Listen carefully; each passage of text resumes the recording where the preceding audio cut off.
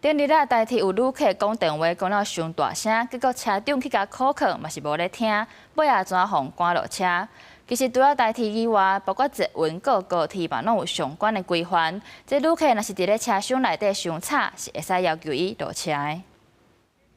查某人因为用手机讲电话伤大声，互列车长制止真不满，讲话声音愈来愈大。我不是懂那么啰里啰嗦的法律，你比我还懂铁路警察。 列车长，不要碰到我！我没有碰你哦。代志发生在25早起9点外，台铁111车次的自强号列车顶悬，55岁细丽的查某人，因为人甲口抗无爱听过一直骂，互列车长是当场解除运送契约。细丽的查某人落尾伫台中火车头，互警方请落车，该方照社会罚1万块以下。因此手机通话音量过大，经列车长制止，仍不听劝，处谩骂，经列车长解除运送契约。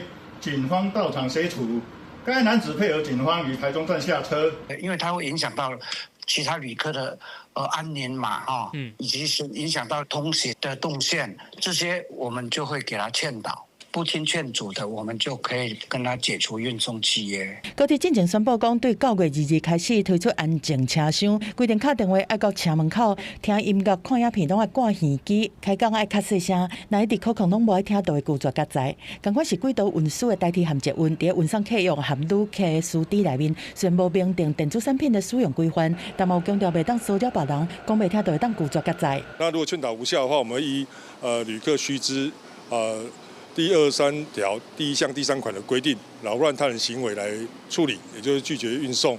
会希望吧，对，所以就或者是设计一种车厢，是有需要讲话的人可以去搭那种车厢。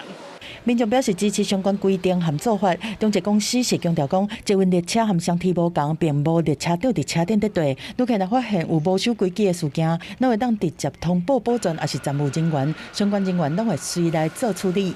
记者综合报道。